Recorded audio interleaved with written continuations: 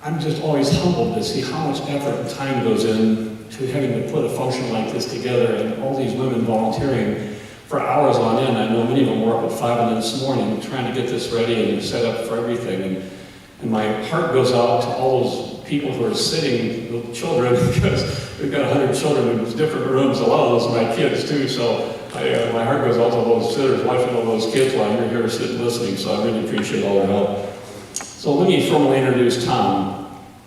Tom is a development psychologist and the founding director of the Center for the 4 and 5 R's, Respect and Responsibility, at the State University of New York at Portland, where he won national recognition for his award-winning work as a professor of education.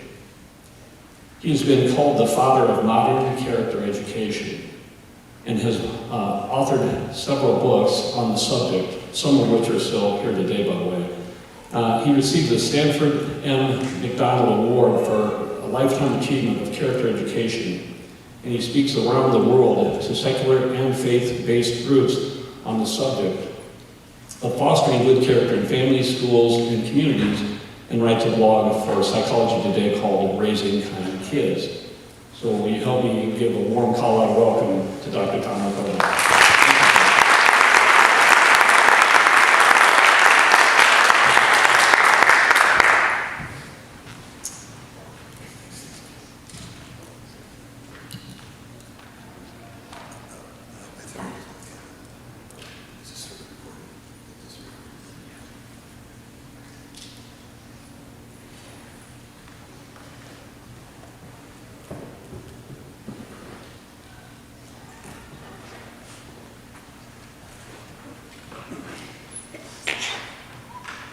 Good morning. You hear me okay? Great. Thank you, Steve, for your warm words. And I'd like to add my thanks to Steve, his wife Nancy, to Janice and Christy, and all the many others who helped to make this possible. We ran character education conferences at our center at our college for 15 years in a row. And we appreciate the tremendous amount of work that's required to make something like this happen. So thanks for that. And thanks for all of you for giving up this Saturday morning. How many people here today are parents? How about parents of preschoolers? Parents of children in elementary school? Parents of kids in middle or junior high? A moment of prayer. How about kids in high school? Kids in college? Out of college? Grandparents in the group? Okay, great. We run the whole gamut.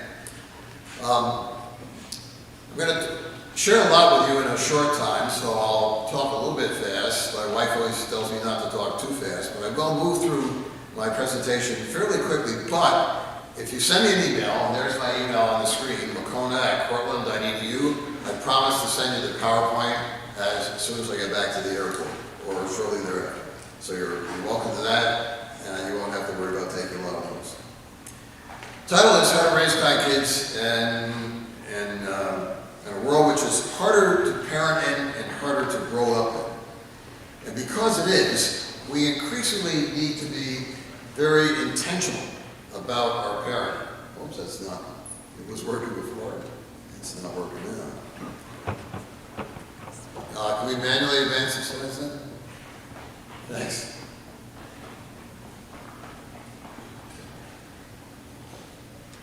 It used to be that you could count on the larger society to just advance that slide, please. To support us in our parenting, and that's no longer the case. So the job of parenting has to be much more deliberate, taking very too far. Back one, please. One back, please. One forward, please. Well, there should be another. Oh, I'm sorry. You're right. That's I skipped that one on my own. Look here. This is my family, at least part of it. My wife Judith on the left, and our son Mark forward.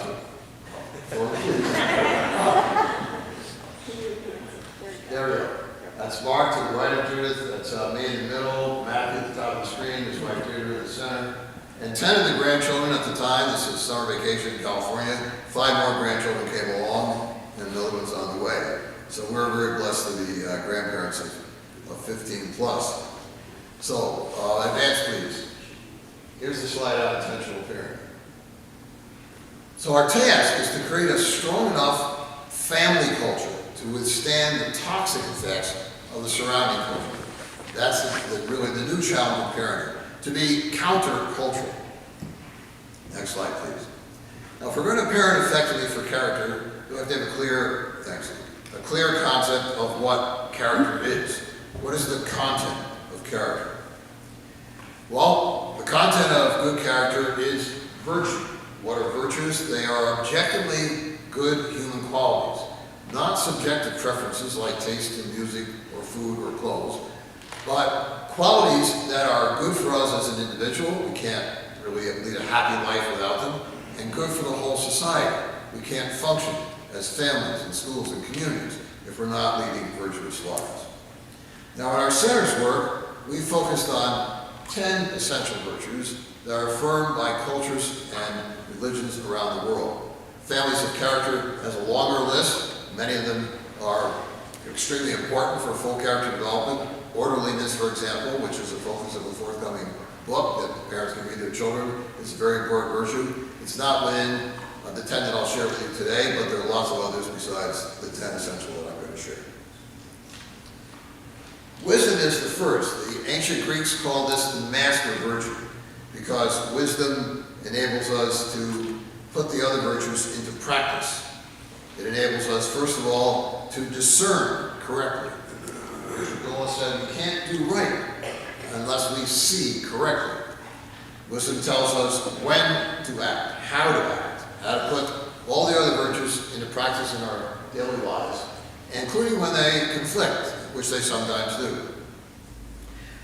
For example, if you gave me a red tie for Christmas, and I don't particularly like red ties, kindness would lead me to say something nice. Honesty would say, no, I'm never going to wear that red tie. So how would I reconcile the competing virtues in that case? I might say, gee, I don't have anything like this in my entire collection. And even young children can learn to do that.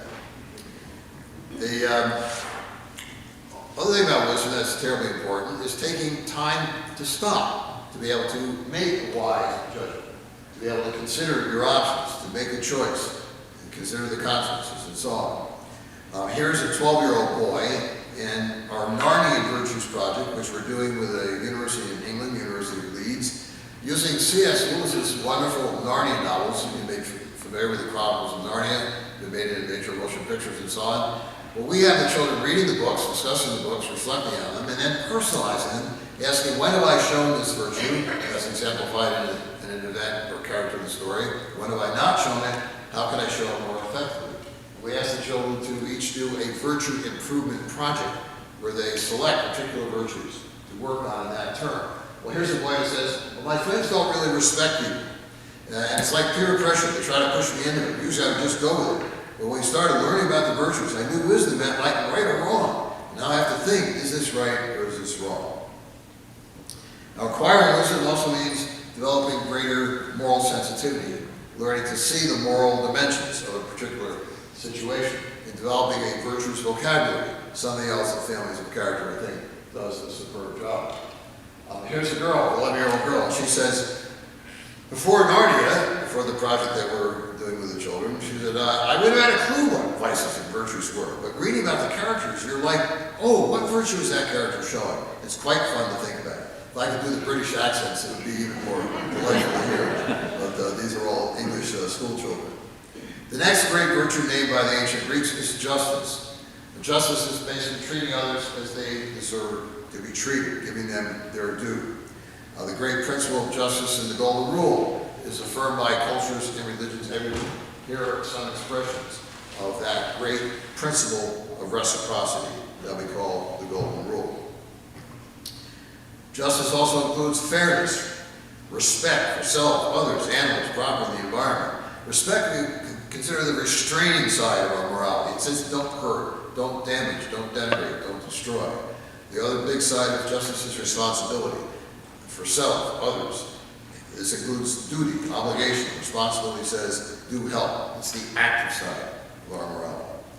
The third great virtue named by the ancient Greeks is fortitude, a short definition of that is inner toughness. And like the other essential virtues, it includes a number of constituent or sub-virtues, like confidence and courage, and perseverance, resilience, endurance, ability to handle hardship, overcome obstacles, deal with disappointment, endure pain, and so on. All those are aspects of the great virtue of fortitude.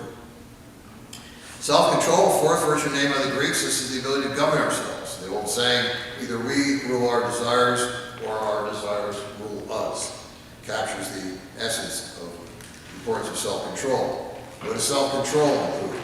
Regulating our emotions, particularly anger, our appetites, our impulses, ability to resist temptation, delay gratification, sexual self-control, moderation, and the pursuit of even legitimate pleasures.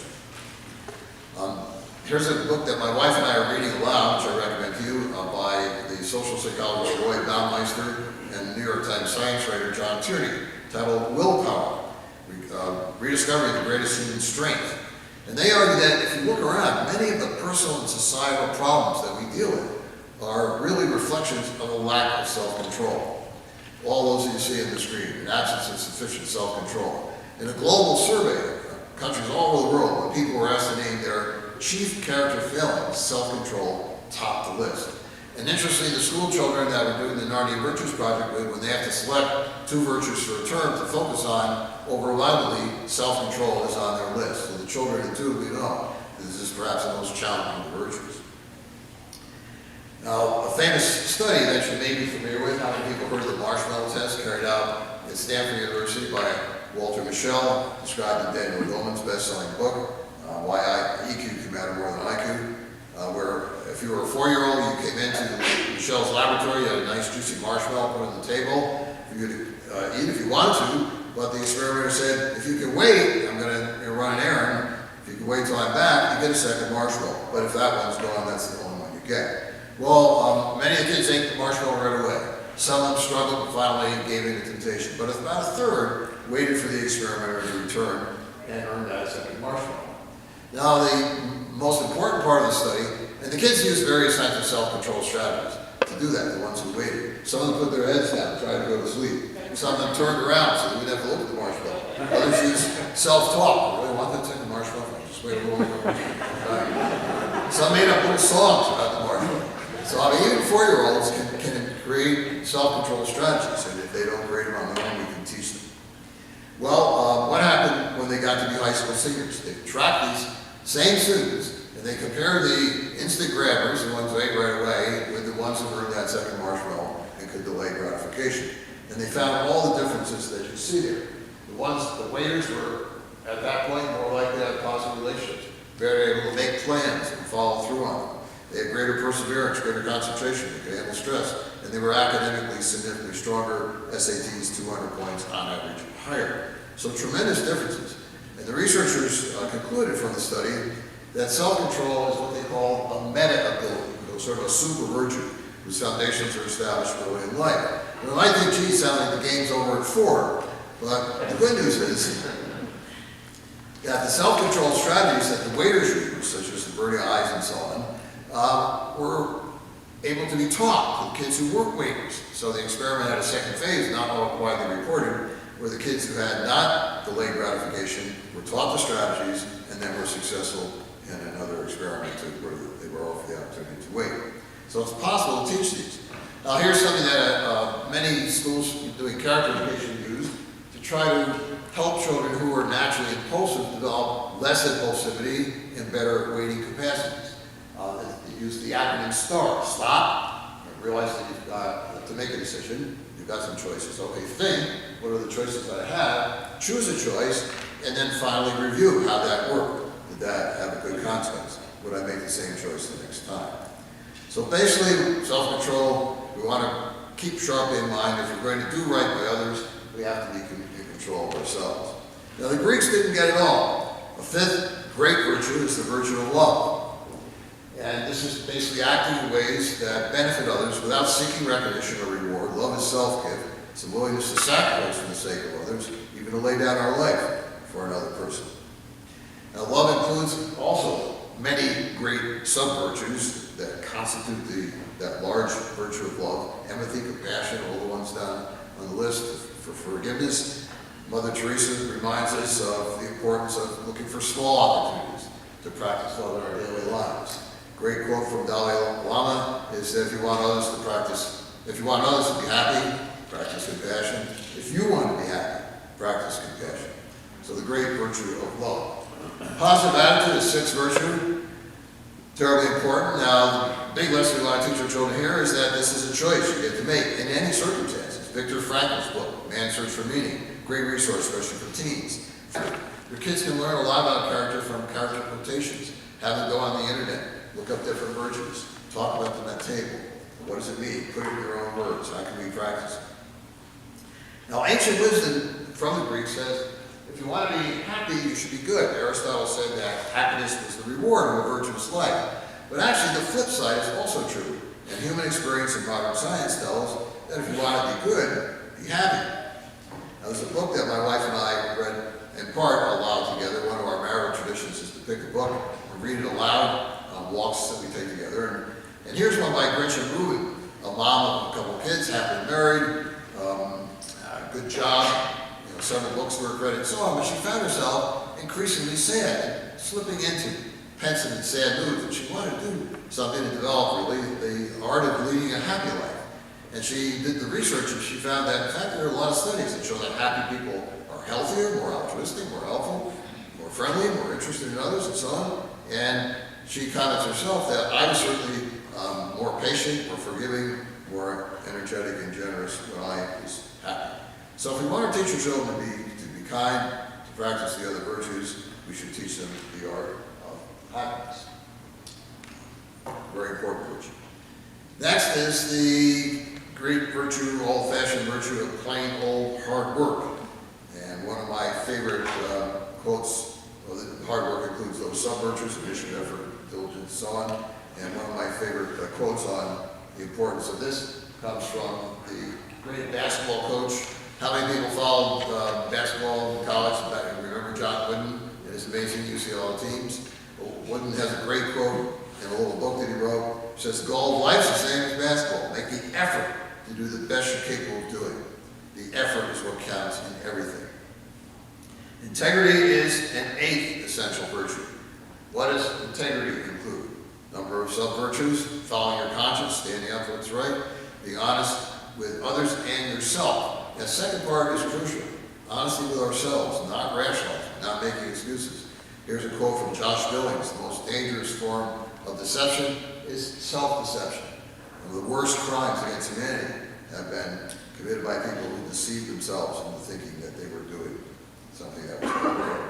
Here's a child from our Narnia project who is speaking about how he used to be deceitful in his family. He used to blame things on his brother, like he broke, for example. He said, I won't do that again, as a result of studying those novels and the discussions and virtue improvement projects that we had children keep. The ninth essential virtue is gratitude. It is described as the secret of a happy life. Gratitude is expressing thanks for benefits received, counting your blessings, recognizing all the ways you benefit from other people, including past generations, and not complaining, restraining the impulse to complain. A great project to do as a family, don't have it on the screen, is the No Complaints Challenge. Try to go, as a family, everybody, 24 hours without complaining about anything.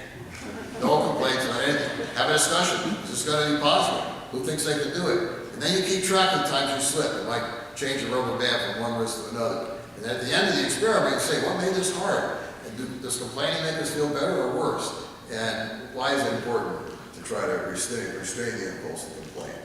Well, here's a study carried out, actually a book, Making Grateful Kids, by a couple of psychologists.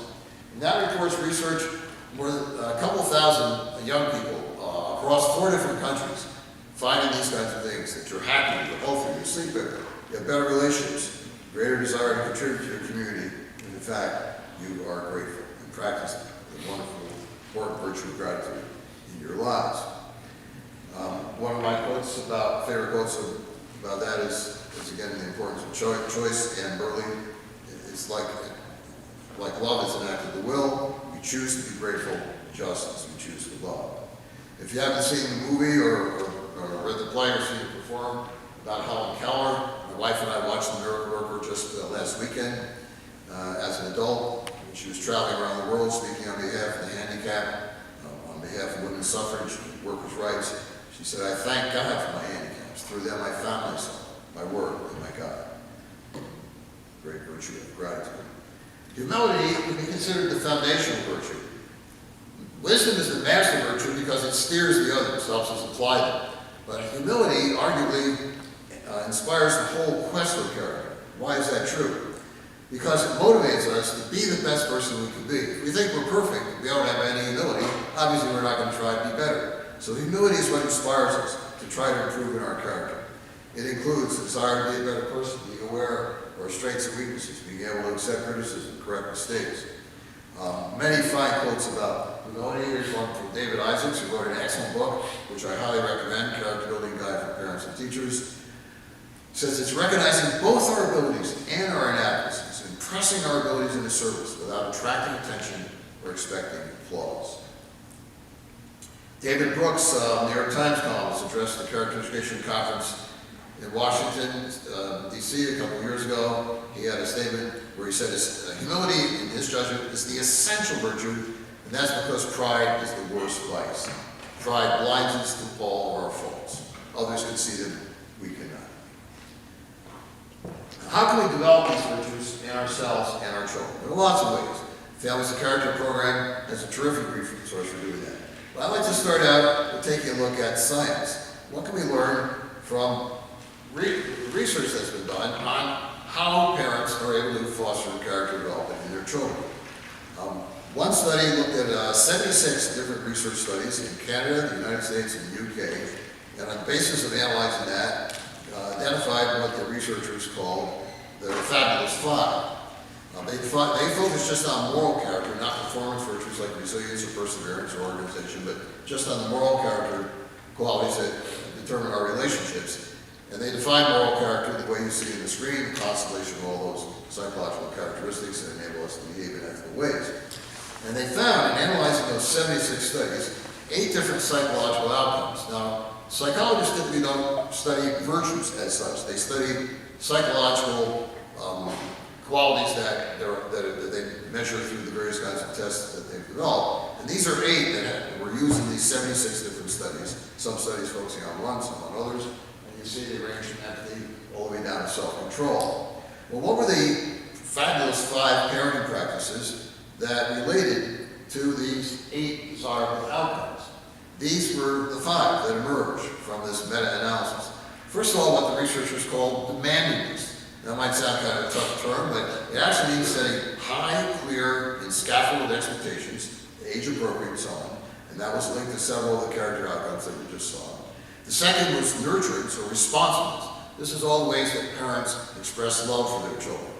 Third is empowerment, which is giving kids voice and choice, recognizing their desire for a measure of independence, giving them a say, listening to their perspective, taking that into account. Parents still makes the final call, but you give children the respect of hearing them out, giving them a fair hearing, having them participate in family decisions, and so on. The fourth is induction. This is basically explaining things to children, taking the time to help them understand how their actions affect others. And that was related to a number of outcomes. And finally, modeling, acting in the ways that we want our children to act.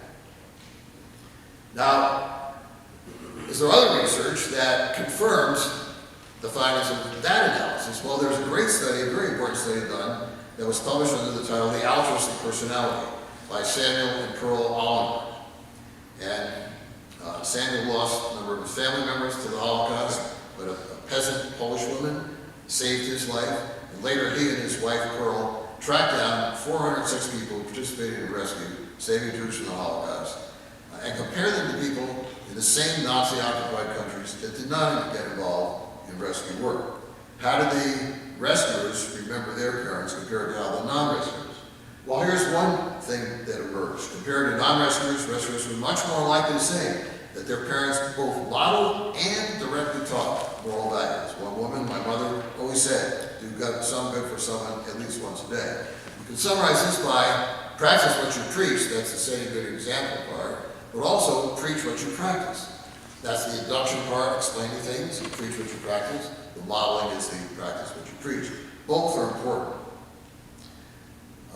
Another difference emerged around how discipline was handled. Rescuers remember their parents was only occasionally punishing, more often explaining things, such as telling they made a mistake. They hadn't understood the other person's point of view. Another difference, the rescuers' parents explicitly taught appreciation of other cultures and religions and the obligation to help. For example, one man said, "My father taught me to love God and my neighbor regardless of race or religion," with an emphasis on the obligation to help others in need, generously, without expecting anything back. So as a result of all these different practices, the parents of rescuers developed what the Olivers call a capacity for extensive relationships, a sense of responsibility that extended beyond the immediate family or your social circle of friends. So that if a stranger was indeed a Jew was in danger of being captured and killed by the Nazis, didn't matter if you knew that person, you'd reach out to help. What other parenting practices can we look at that align with what the research tells us? Well, here's a very important study from the Harvard Family Dinner Project. If you don't know about this, log on to their website. They cite research showing that having meals together, some people do this at the beginning of the day, a family breakfast. You can do it at any point, and however many people can make it, it's a meal together that you share. And it's associated with many positive outcomes. Reduction in anxiety and depression, stronger resilience, reduction of teen drug use, even teen pregnancy, and better grades in school. And the Harvard Dinner Project supplies you not only with recipes, easy to make dinners, but also with conversation questions. Later in the workshop that I do on screens, we'll take a look at some conversation topics or starters that you can use at the dinner table so that you have that meaningful exchange of thoughts, feelings, and experiences. Very important to spend one-on-one time with children, especially emotionally intimate time. Not enough to go to their games, not enough to be present at events. It's also important to have the kind of personal contact where we get to have meaningful conversations one-on-one. Here's a school superintendent, very busy guy. He's going to have 4 children. Each of them gets one Saturday afternoon a month where it's just the 2 of us. He says that's sacred time. I protect that. And it's very, very meaningful to develop those relationships for children. Now here's a way to make virtues important. You say it's related to that first one about demanding, setting high expectations. This is the family mission statement. Stephen Covey has a book on family mission statements. There are other resources out there. This is a family that I'm friends with, the Davidsons, Matt and Suzanne. They did this when their 4 children were something like 4, 6, 8, and 10. And you can see the mission statement that they came up with, hangs in their kitchen and so on. They review it at the start of the week sometimes, but they often refer to it during the week when a particular thing arises that they want to refer to the mission statement. And you can see the things that it contains. We don't complain. We don't make excuses. We don't lie, cheat, steal, or hurt people intentionally. We learn from our mistakes. We work to keep our minds, bodies, souls pure, healthy, and strong. We commit to growing our faith, and we live with an attitude of gratitude. Now, I encourage people who haven't done a mission statement, be sure to get the gratitude one in there, because gratitude is a terribly important virtue for family life. How can we get kids to practice the virtue of gratitude so it becomes a habit? Simple ways. Our son Matthew and his family will often start the dinner with, "What are you grateful for today?" And they do a quick round of gratefuls. And people say one or more things that they're grateful for. My office manager, Seals, was one of 8. She said her mom worked very hard. She was growing vegetables and food in the garden and so on, and often didn't get any thank yous at the end of the meal. So the mother took the initiative to establish a thank the cook ritual. So that you couldn't leave the table unless you thanked Mom, the cook, for the meal and said something about it that you liked. Maybe you didn't like it very much, but you had to at least say something positive. So that became their custom. Certainly bedtime prayers, just thank God for the blessings. And in our family, we teach the grandchildren to thank anybody who does a service. So when they serve their cheeseburger or french fries or milkshake at a restaurant, they thank the waiter or the waitress, even for the ice water when it comes at the start. And to teach kids to thank teachers, secretaries, custodians, other school staff, who might not get a lot of thank yous in the course of their work. You remember that empowering kids is one of those fabulous 5. What does that look like? Well, it gives them, one meaning is to give them voice in solving conflicts. All families have them. How do you get kids to help solve them? There's a real authentic opportunity to have voice in the family. And if you haven't done family meetings, how many people have tried family meetings? Anybody? Okay, great. We have a lot to share in that regard.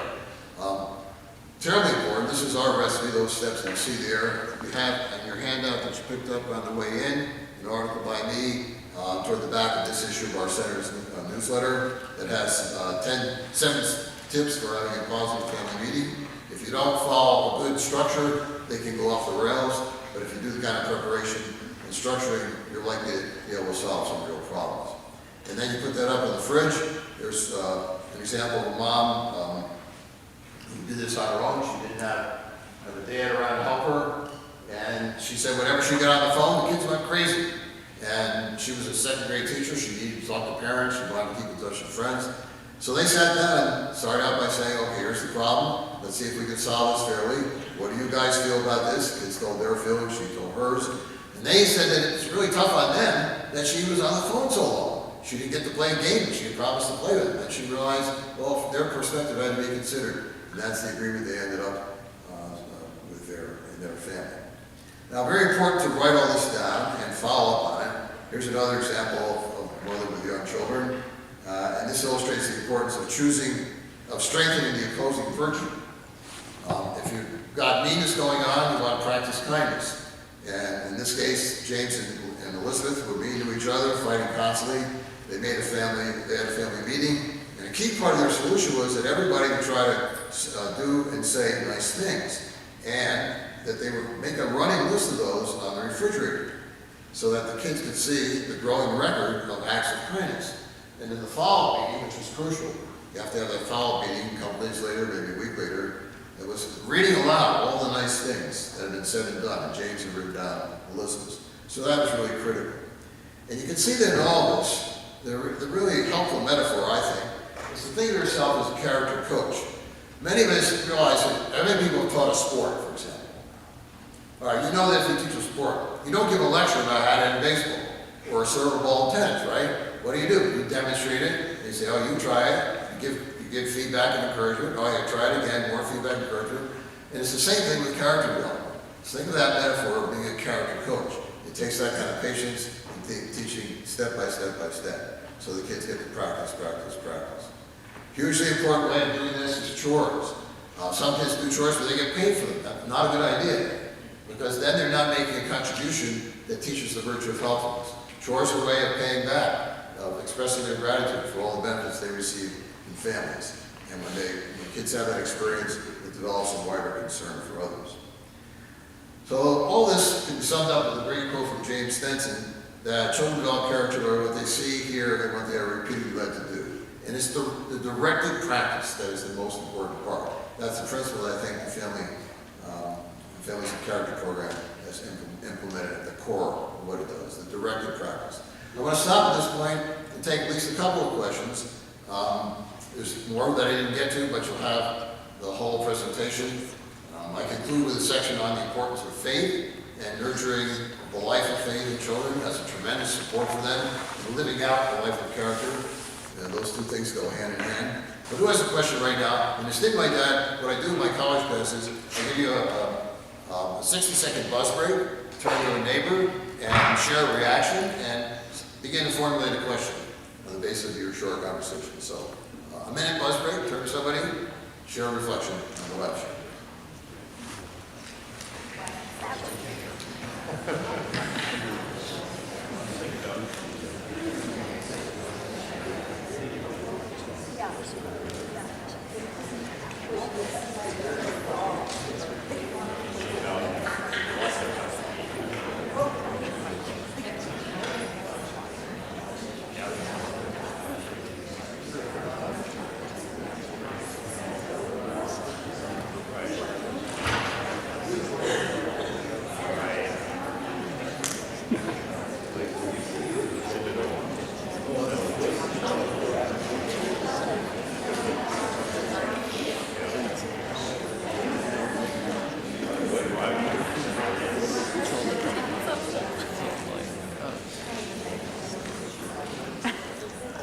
Okay, who's got a question? Any question at all? Anything that? Yes? On that marshmallow test, did they study nature versus nurture at 4? And, did that have any effect? Because didn't you say that they could be trained somehow later, or? Well, even the children who ate the marshmallow right away the first time could be taught the self-control strategies and be much more self-controlled in a subsequent opportunity. But you're right in raising the question about nature. Kids bring genes into the world, obviously. They have a temperament when they come down the chute, and you're often dealing with difficult temperament traits. There's an excellent book that if you have about 25% of children, some people say 50%, some 25%, have difficult temperament traits, low tolerance for frustration.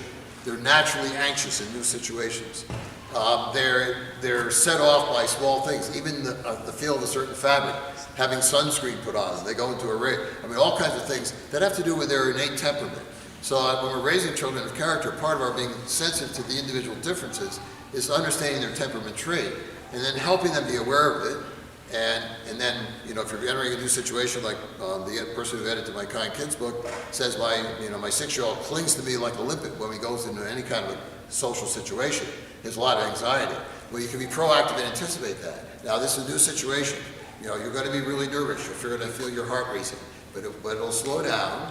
Just take deep breaths, put your hand on your tummy, and then it'll go away, and you'll be okay. Remember last week? And then the child, after a while, does self-talk. I know it takes time for me to get used to new situations. So all those things are the way that you take into account your genetic inheritance. But thanks, that's a great question.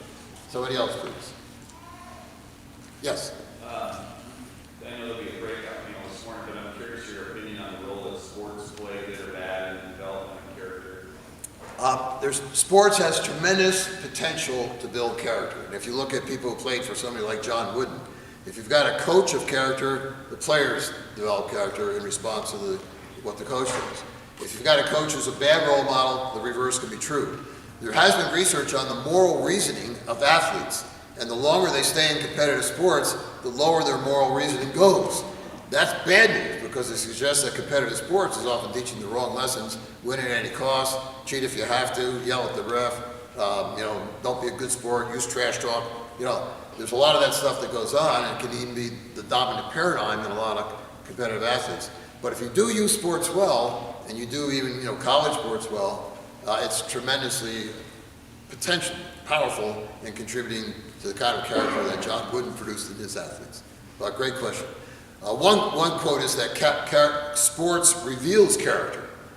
And that's sometimes true for parents, right? You look at some of the parents at the game, and you say, boy, this is a little soccer game, the kids are only 6, but dad is having a fit on the sidelines, so sports do reveal character. How about somebody else? Yes? Did you say that there was a book you recommended for difficult character traits? Yes, it's called The Difficult Child by the psychiatrist Stanley Turecki, Turecki, Turecki, Difficult Child. Very fine book. And you can really go straight to the middle part about how to deal with your child's difficult traits. Okay. Yes? Especially with younger children, sort of that directed practice feels really empty sometimes, like we're just sort of wasting our breath to tell our kids to play kindly or not, be rude to each other. Is it actually having an effect, even if it seems like it's going right over their heads, or is there an age where it really actually starts to sink in? Well, of course, the practice has to be, again, the way it is if you're coaching a sport. You don't just practice hitting the ball once, you practice it again and again and again. Now, my editor's son has a lot of problems with anger. He's going to need to develop anger self-control strategies. It won't be enough to say, look, when you get angry, take 3 deep breaths, let's practice that one time. But you're going to have to teach that breathing every time, he feels the anger coming on. And then the hand on the tummy is an important part of that, so you're really aware of your breathing. But you'll have to practice that, because we remember that the virtues are habits. Habits develop only through repetition. If you learn to tie your shoe, how many times it takes before you get it right? So it's over and over and over and over. It's just not words said once or even practicing it once, but it's continual practice over a period of time, and that's what fosters the habit. One more. One more question?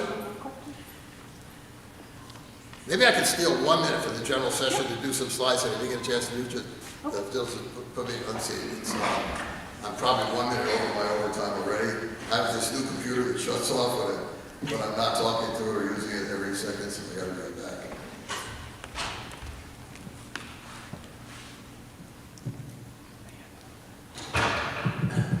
I want to really call attention to one of the things that I think makes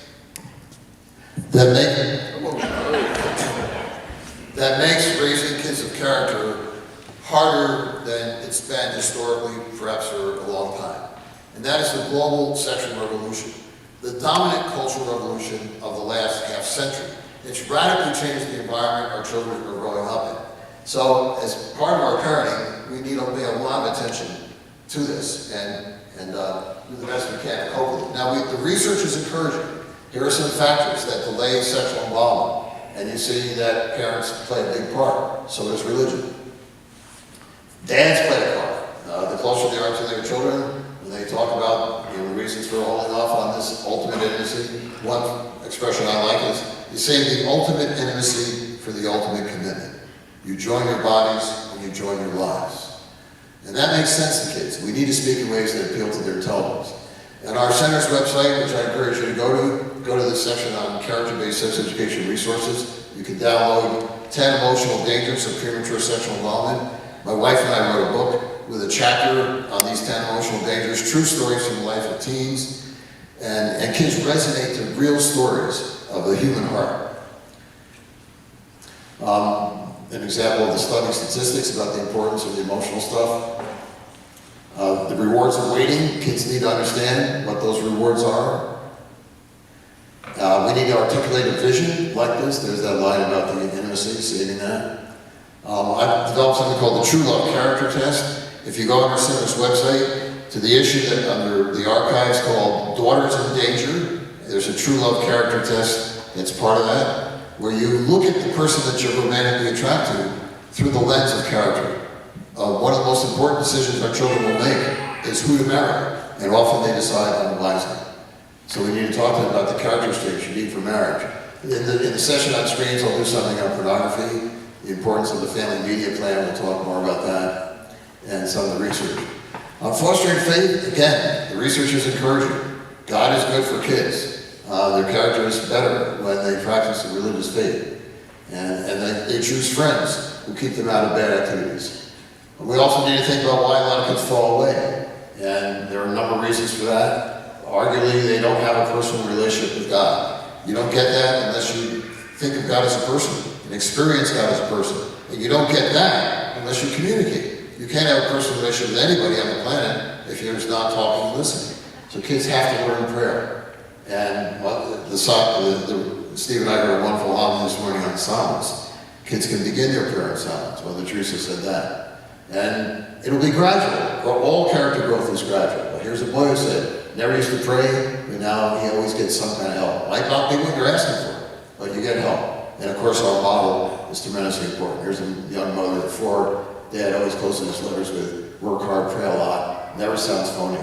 He's done it all his life. And she said, my most vivid memory of my father is catching him late at night, kneeling at his bedside, saying his personal prayers. So the kids will remember the example we said. Thank you. God bless you.